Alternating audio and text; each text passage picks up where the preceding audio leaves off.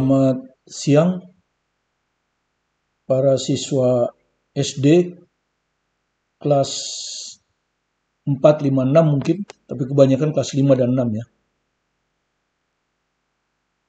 Khususnya bagi yang sedang mempersiapkan untuk mengikuti seleksi KSN tingkat SD, baik dimulai dari tingkat sekolah, dan kalau sudah lolos dari tingkat sekolah tentu akan bertanding di tingkat kabupaten atau kota ya. Untuk kompetisi tahun 2021 yang mungkin untuk tingkat OSK biasanya dimulai bulan Februari. Nah, sebagai referensi Anda bisa menggunakan seleksi KSN tingkat SD Matematika tahun 2020. Part satunya sudah kita jelaskan pada hari Sabtu. Hari Senin ini kita akan lanjutkan dengan part 2. Ya. Ini adalah buku saya ya, kelas 4 dan 6 sudah ada pengesahan dari Depdikbud. Kelas 5 pada saat terakhir seperti saya bilang kemarin, pada tahap akhir terakhir tidak lolos ya. Kemudian ini adalah buku soal yang mungkin Anda perlukan kalau Anda mau tes seleksi ya. Ini adalah terdiri dari, kalau secara sepintas ini soalnya teori sedikit. Jadi Anda misalnya ini kelas 4 kebetulan ya, pecahan, dikasih jelaskan teori inti dari pecahan secara mudah. Kemudian itu akan dibahas soal ya, akan dibahas soal. Mulai dari yang paling mudah yang memasukkan konsep sampai yang paling sukar ya, dan berbagai cara. Dan untuk di kelas 5 dan 6 itu biasanya dikasih lagi soal di kelas 4 juga sudah ada ya, pojok kemarin sudah kita bilang ada pojok olimpiade ya, soal kompetisi yang diambilkan dari OSK, OSP dan OSN ya. Ada juga soal USBN ya. USBN itu dulu ujian akhir semester, sekarang mungkin diganti AKM ya.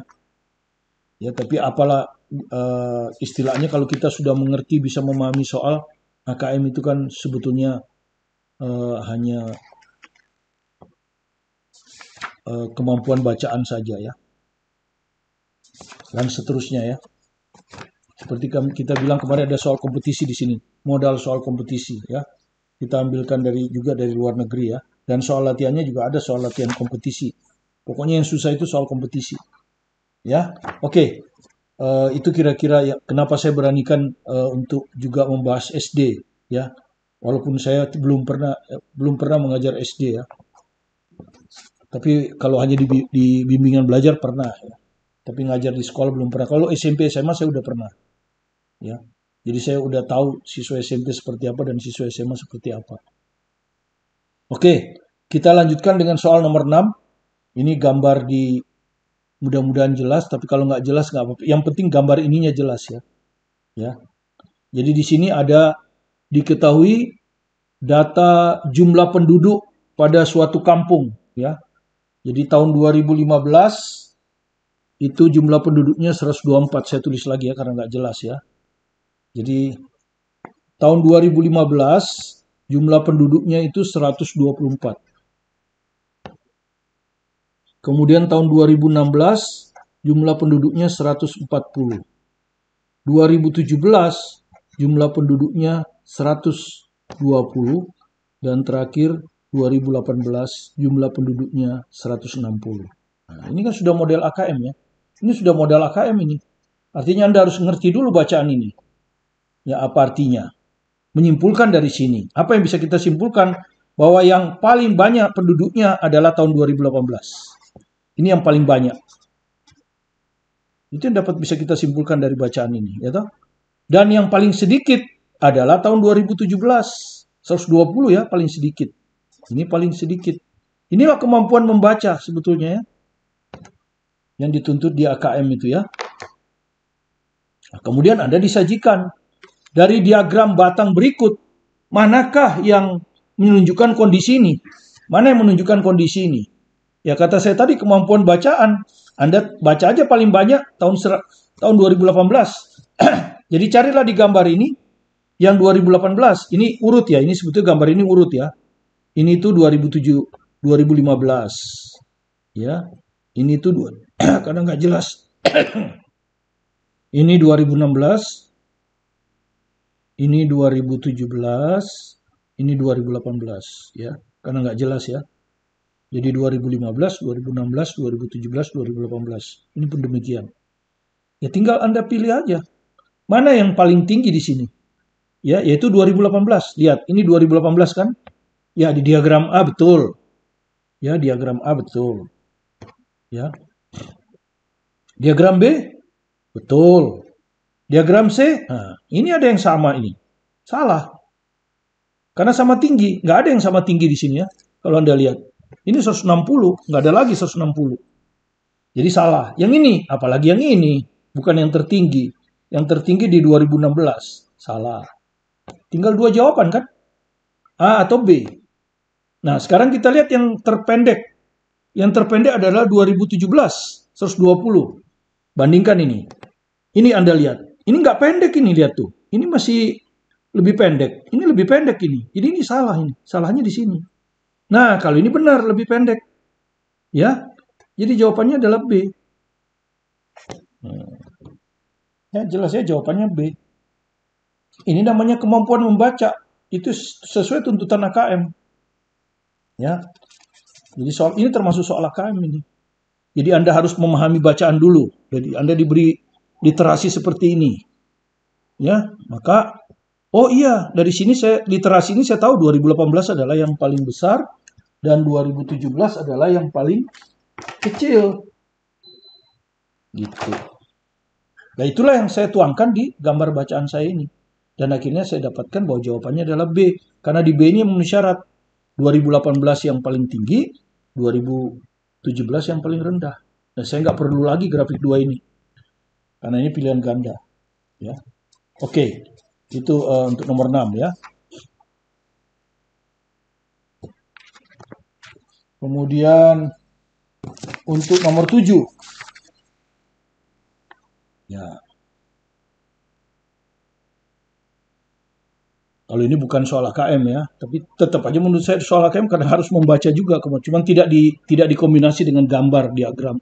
Kalau soal AKM biasanya ada diagram atau ada data yang dibaca, kemudian disimpulkan data itu, baru diberikan pertanyaan. Data hasil PAS penilaian akhir semester matematika siswa dalam suatu kelompok belajar adalah ini ya. Jadi 1, 2, 3, 4, 5, 6, 7, 8, 9. 9 siswa ya. Jadi ada 9 siswa ini. Tidak terlalu banyak ya. Ditanya modus. Nah, modus itu apa? Modus adalah datum yang paling banyak muncul. Ya, datum yang paling banyak muncul itu adalah modus. Ya. Atau paling sering, ya. Datum yang paling banyak atau paling sering muncul. Dan kalau tidak terlalu banyak kita bisa pakai tally kan? Karena data tidak banyak kita bisa pakai tally. Seperti kalau orang pilkada itu ya. Atau pemilihan ketua OSIS atau pemilihan ketua kelas. Ya, Anda daftar aja urut dari sini. 7, langsung ada daftar 7. 7 gitu ya. 7 langsung. Anda kasih tally. 1.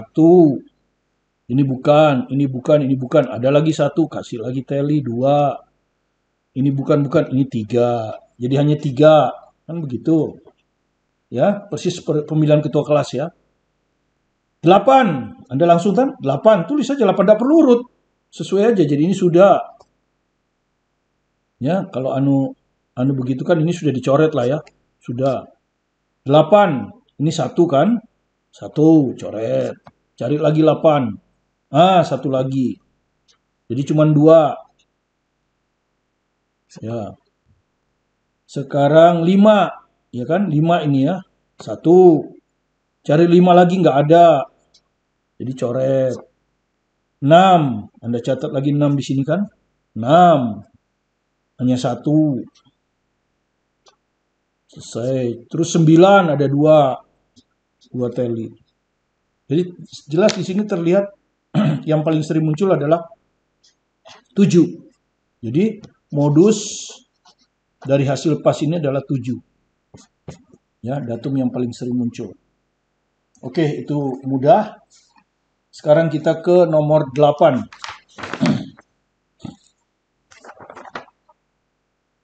Isilah peta A. Jadi sini ada peta A, B, C, D, E. Ada 5 peta ini ya. Ada 5 peta. Isilah peta ACD dengan bilangan 4, 7, dan 9. Jadi bilangannya udah tertentu ya. 4, 7, 9. Tidak boleh yang lain. Sedangkan peta B dan D, jadi peta ini peta ini, dengan operasi hitung plus minus atau kali. Jadi ada 5 kotak ya. Oke. 1, 2, 3, 4, 5. Nah, begini. Ya, itu katanya kan gitu kan. Kotak A itu ini. A, B, C, D, E. Ya, jadi kotak A, C, E ini adalah angka ya. 4, 7, 9 ya. Pokoknya 4, 7, 9 ya. Ini enggak urut, maksudnya 4, 7, 9. B dan D operasi. Jadi B dan D ini operasi. Ya, plus, min, kali. Gitu kan ya. Jika kelima peta diisi dengan angka dan operasi hitung berbeda, jadi harus berbeda angkanya ya, nggak boleh sama. Ya, jadi nggak boleh angkanya 4 semua atau 7 semua, ya nggak boleh. Maka nilai minimum, nah ini kata kuncinya, nilai minimum. Ya, nilai minimum hasil operasi. Ini kata kuncinya, nilai minimum hasil operasi. Hitung ya, hasil operasi hitung. Berapa? Dia kasih contoh. Contoh bila kelima peta diisi dengan formasi berikut. Jadi misalnya diisi ini 4, ini 7, ini 9, ini plus, ini minus. Maka operasi plus minus kan mana yang duluan? Karena di sini 4 plus duluan ya, 4 tambah 7, 11. Dikurangi 9, 2. Tapi hati-hati kalau operasi kali dengan bagi juga sama. Ini setara. Harus duluan. Baru dia itu plus dan min. Ya. Jadi kalau ada kali lebih dulu. Nah sekarang pertanyaannya supaya minimum. Ya minimum. Ini kan hanya bisa operasi ya. Di sini hanya bisa operasi. Ya. Operasi. Operasi itu kalau minimum itu pasti dihasilkan oleh minus.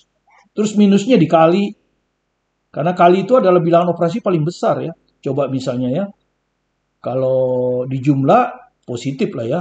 7, misalnya 7 ditambah 9. Di sini 7 dan 9 ya. Cuma 11. Ya. 7 dikurangi 9. Cuma min 2. Tapi kalau saya kalikan 7 kali 9. Terus nanti di sini dikasih min. Ya, di sini kasihkan operasi min. Kalau ini Anda kasih operasi min, di sini cuma malah 2. Hasilnya min 63. Ya, jadi minus itu selalu akan diberikan di sini. Ya, minus itu akan diberikan di sini. Nah, minus. Ya, kali akan ada di sini. Ya, kali akan ada di sini. Ah, tinggal kita isi yang merah ini supaya negatifnya sebesar mungkin. Maka bilangannya harus sebesar mungkin. Ya, bilangan sebesar mungkin adalah 7 atau 9. Jadi ini 79 atau 97 sama aja ya. Karena komutatif kan, perkalian komutatif. Jadi ini Anda mau isi 79 atau 97 sama aja. Jadi ini 7, 9. Ya. Anda isi 97 ya sama aja. Hasilnya tetap aja 63 ya toh. Terus ini ada min, jadi min 63 kan. Nah, sisa 4, tidak ada lagi kan. Kan 479 aja. Jadi hasilnya adalah 4 minus 63. Jadi hasilnya adalah minus 59. Inilah yang paling minim. Tidak ada lagi yang lebih minim dari ini ya. Jadi diusahakan negatif terus ini sebesar mungkin. Karena itu angka besar di sini. Tapi boleh 79, 97 sama aja. Tapi 4 nggak boleh. 4 di sini. Oke, itu nomor 8. Sekarang nomor 9. Nah, ini soal geometri. Ini agak sulit kalau siswa tidak pandai ini ya. Pertama Anda harus tahu dalil Pitagoras ya. Pertama Anda harus tahu dalil Pitagoras di segitiga siku-siku ya. Dalil Pitagoras dalam segitiga siku-siku ya. Anda pelajari nanti minta petunjuk guru Anda. Kalau Anda belum belajar mungkin kelas 4 yang ikut atau kelas 5. Saya kurang tahu di buku saya. Saya nggak sempat pelajari ya. Rumus Pitagoras itu di kelas berapa. Ya. Jadi rumus Pitagoras itu kan segitiga siku-siku ya. Ya, misalnya ini sisi paling panjang. Ini disebut hipotenusa kan. 5 misalnya. Ini 3, 4. Maka 3 kuadrat ditambah 4 kuadrat sama dengan 5 kuadrat ya. Ini yang kemudian siswa sering sebut triple Pythagoras. Ya. Jadi triple Pythagoras itu adalah 3, 4, 5. Atau kelipatannya ya. Misalnya saya kalikan 2. Ini jadi 6, 8, 10. Saya kalikan 3. 3 kali 3, 9. 4 kali 3, 12. 5 kali 3, 15. Nah, ini yang paling sering ya. Kelipatan yang paling sering ini.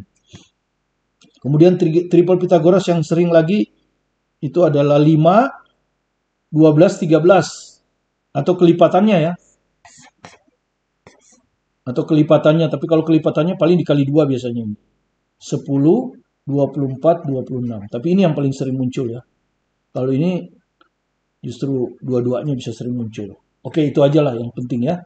Triple Pythagoras yang paling sering di SD ya 2 ini. Ya, jadi ini hipotenusa ya, yang paling tinggi ini hipotenusa, sisi miring.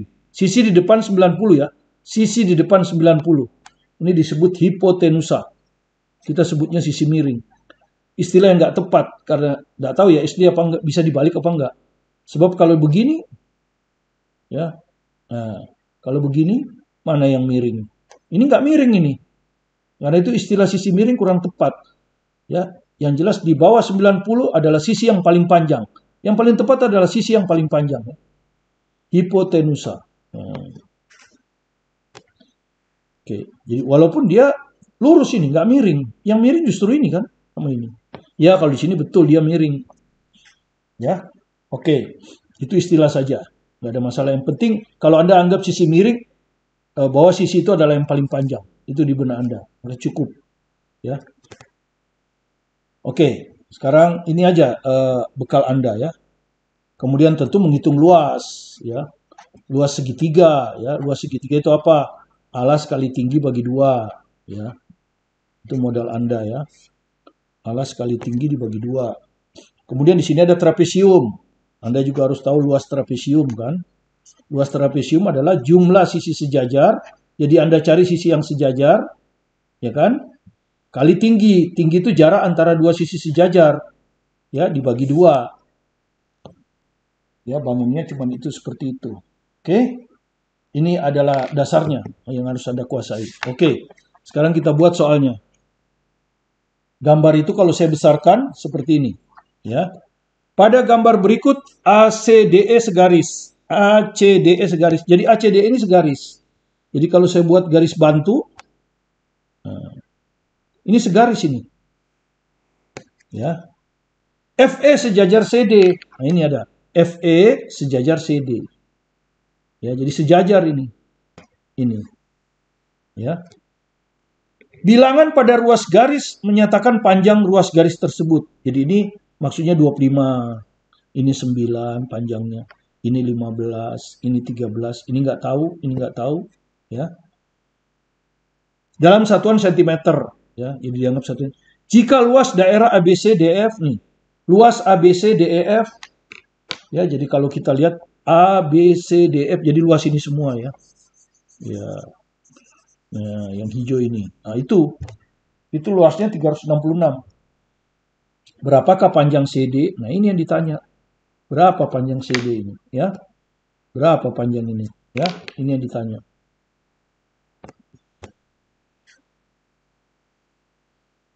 Nah, karena itu kita buat garis bantu ya. Ini kita buat garis bantu. Nah, ini tegak lurus. Oke.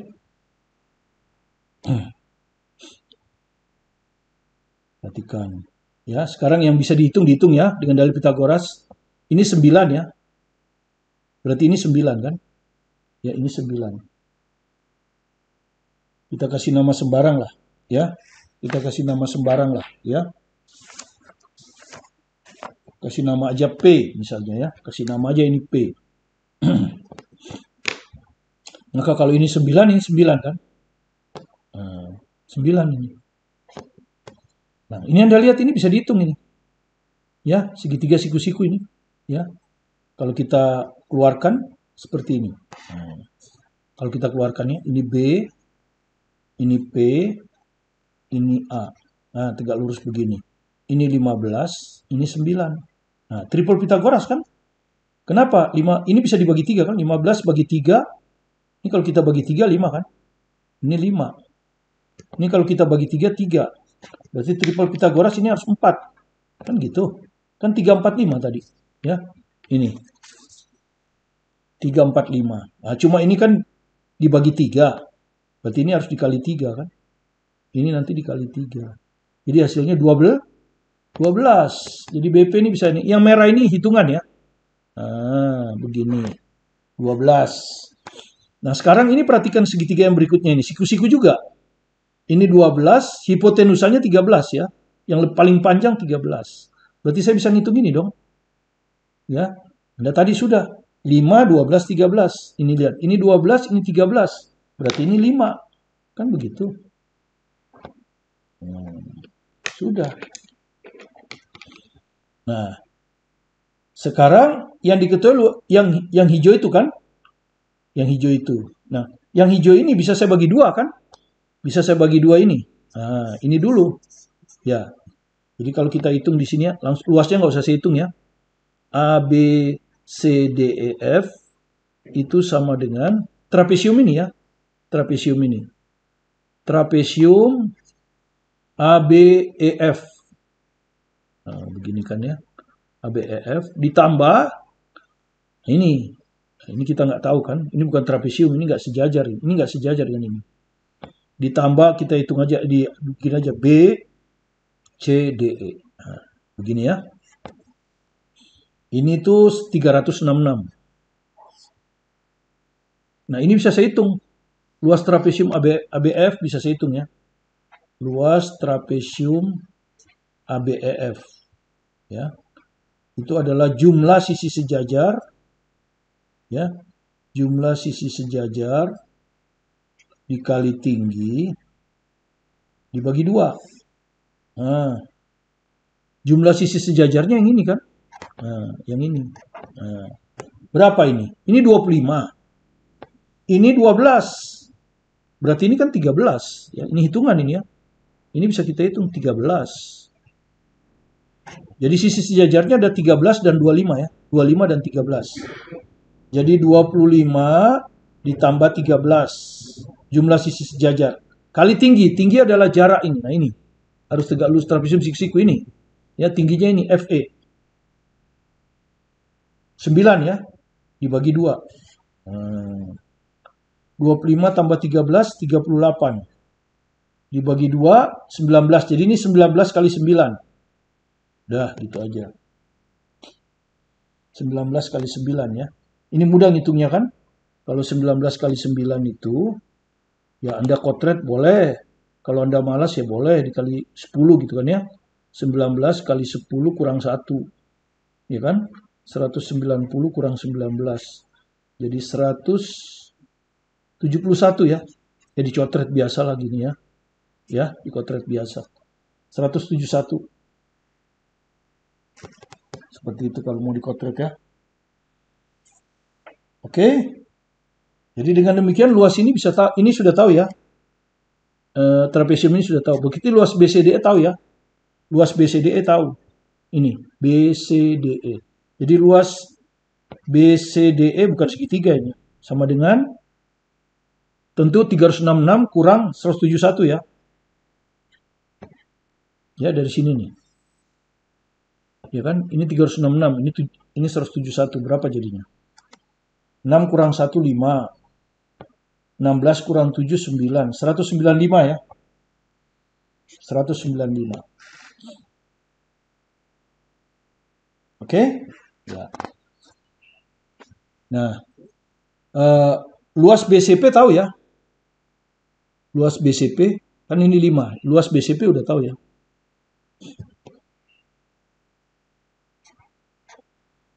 Luas segitiga BPC ya. P-nya di siku-siku ya. Ini kalau kita gambar segitiga ini, nah begini kan. Ini 12 ya, ini P, ini C, ini B.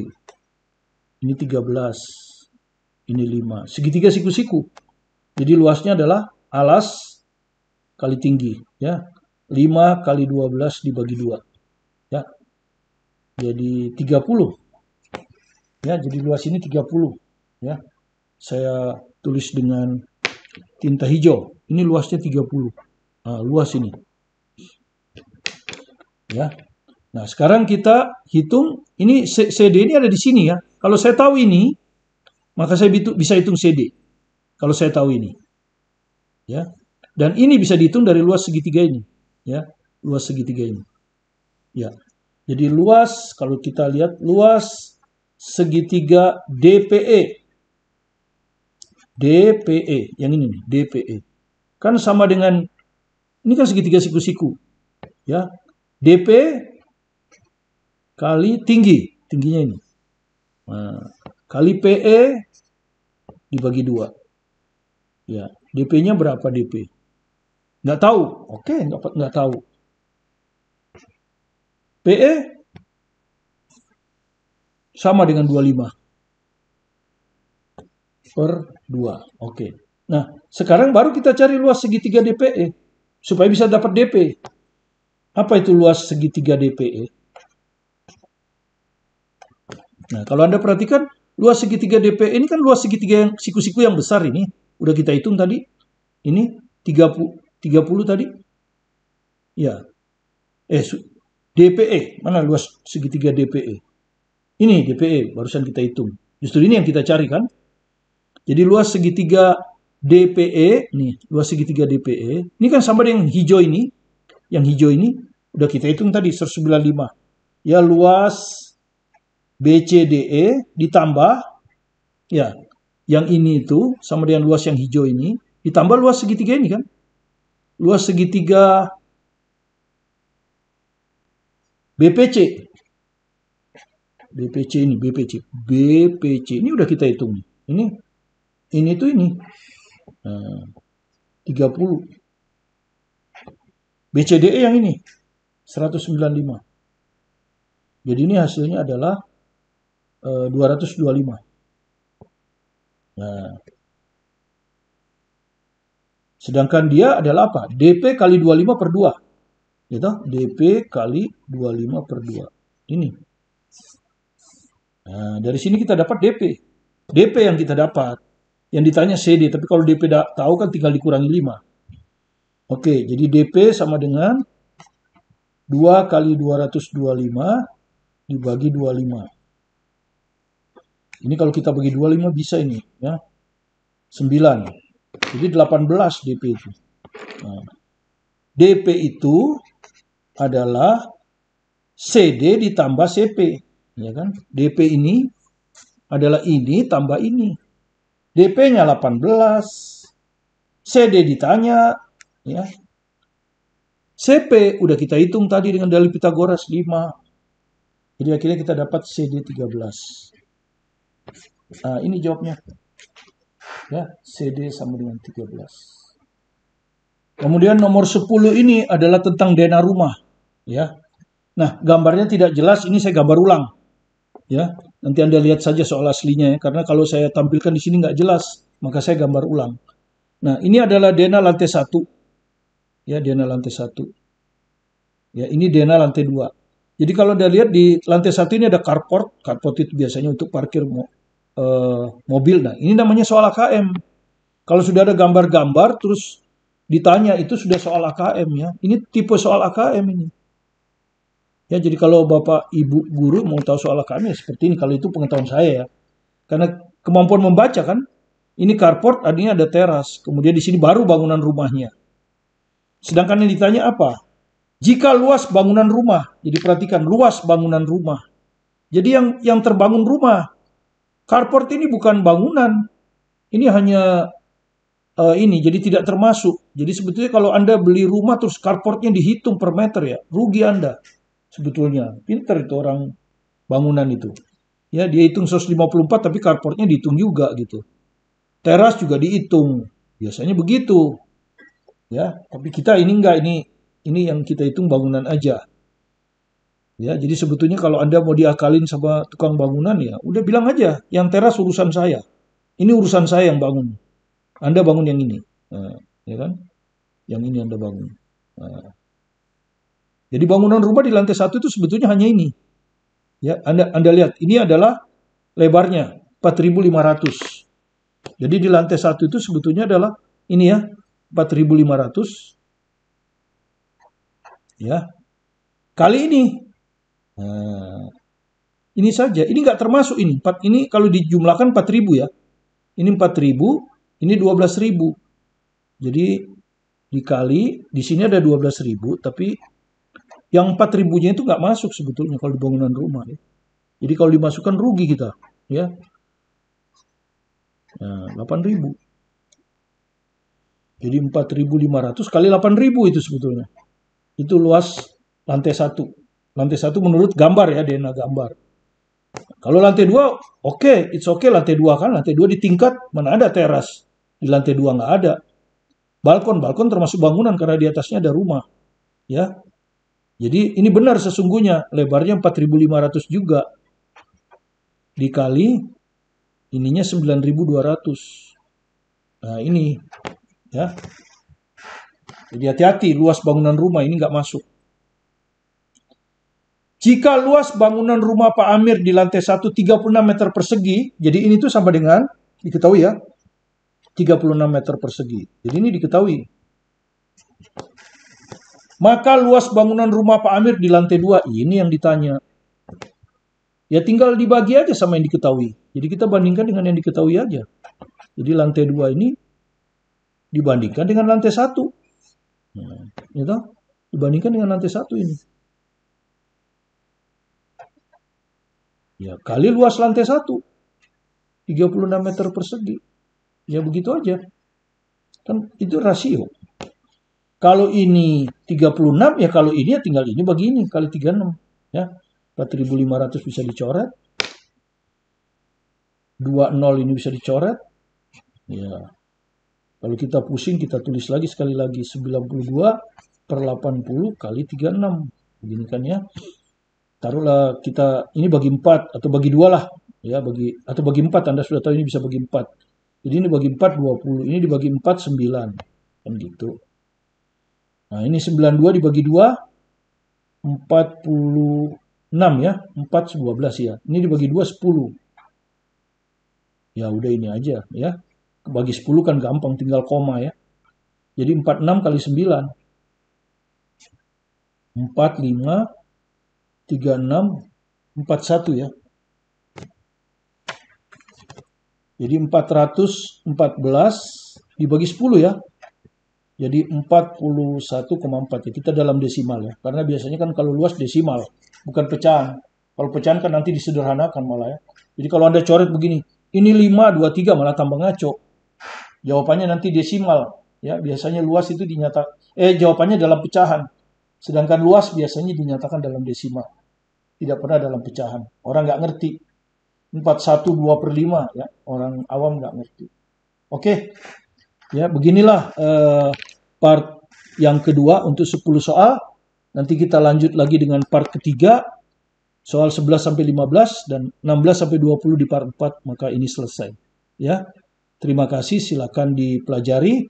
Kalau Anda senang dengan video pembelajaran ini, silakan di-subscribe supaya kami bisa melayani Anda lebih baik karena Anda mendukung kami.